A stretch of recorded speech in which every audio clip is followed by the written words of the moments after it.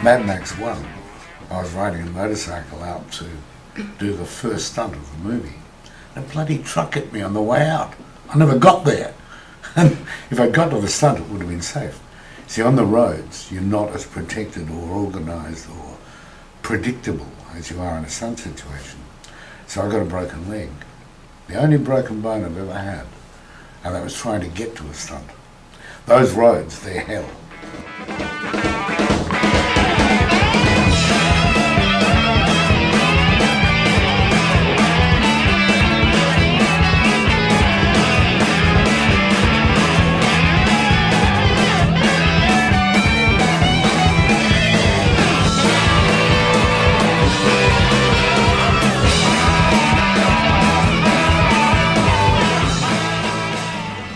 One night, there I was about 65, 66 years of age, sort of flash of light, just like you get when you go through a red light camera or a speed camera, just that momentary flash. And I thought, oh, yeah, I don't know what that was. And the next day I was going past an optometrist, and I thought, I'll check on my eyes. I went in, and the optometrist took one look in there, and he said, I think I'd better send you to a specialist. Thinking he'd make an appointment in a couple of weeks. He looked at his watch and said, can you be in Chatswood in half an hour? I thought, uh-oh. Bowed in to see the specialist there. He got on the machines and looked in there. And at the end of it, he said, well, Grant, I'll give you two choices. Either go home and make up your will, or I'm taking your eye out tomorrow. The next morning, under local anaesthetic, which you're pretty knocked out by, but at the same time, I remember and saw the spoon coming down, and I heard the as it popped out. And you know, it's really interesting. While the optic nerve is still connected, there's that confused moment where your eyes are seeing two different images, and until they cut the optic nerve, I remember thinking, this is really weird. Yeah. But you know, that was just that. It was just a melanoma. 1/3 of the volume of the eye was melanoma. And they caught it just before it was starting to head down the blood vessels. I reckon a couple of weeks it would have been into the brain. I wrote a chapter in a book I've just written called Trust. In a lot of stunt work, the teamwork is what makes it work. Now, in a car knockdown, where you're being knocked down by somebody driving a car at 50 kilometres an hour, obviously you physically can't take that impact. So there's a whole teamwork involved where just before the car gets to you, 5 feet before, the driver slams the brakes and the accelerator down hard to the floor. That means because the braking is instant, the accelerator's got a slight lag, the car will drop down and immediately the foot comes off the brake, and at the moment of impact it starts to lift. Now that is very precise and gets you over the windscreen.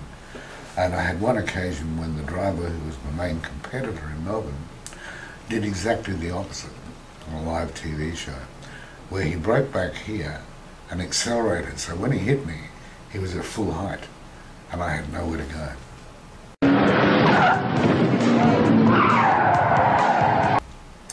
I was knocked out, was unconscious. They lugged me off to hospital, had a look and said, yeah, well, looks a bit sore. And that was it. I went back on the TV show the next night live and described what had happened. Or I described what should have happened, and then people saw the footage and they made up their own mind as to who was on whose side. All right, what happened? Hang on. I haven't got enough wire. Come here. Huh? I can understand somebody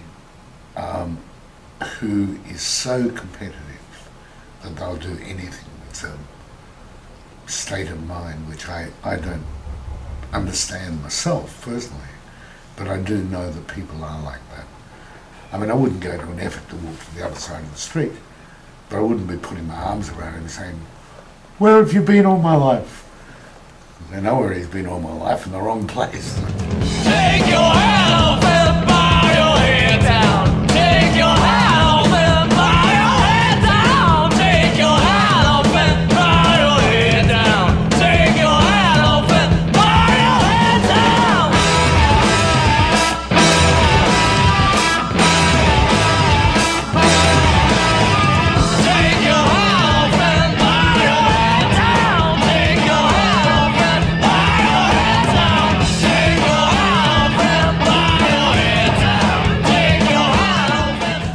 Oh, it's easy to remember when I was the most scared. I believe totally in predictable stunts. Now, when you're working with animals, particularly hungry, big animals with big teeth, unfortunately they're not predictable. And fear of the unknown is the only real fear that humans carry. And the unknown is how an animal will predict what it's going to do. And for me, you just can't tell that. You work off instinct. I said to Lolly Walder, who was running location safaris in Africa, I said, what else you got, Lolly? She said, oh, right. Look, I know we've caught a leopard about 7 months ago that's been in training, and it's ready for a tryout. Nobody told the bloody leopard it was ready for a tryout, I'll tell you. And they took it out into open country, and I had to run under a tree that they attracted it up. And when you run under a tree with a leopard in it, leopards jump on your back, that's what they do. And I was warned not to do anything sudden or violent. No. It landed on my back, and I gave it the best judo throw you've ever seen. And it was one very pissed off leopard. And that was the start of a long fight. Mostly a fight for survival on my part. And mostly a fight from the cat's point of, I don't like this bloke, I'm going to teach him a lesson. He could have killed me. All he wanted to do was teach me a lesson. Those long 2.5-inch razor sharp claws were out about that far. Just enough to ruin my suit. Destroyed my suit. Ripped the shoulder pads out of a brand new suit. And he left a lot of little scars on me. He could have left a big one, but he didn't.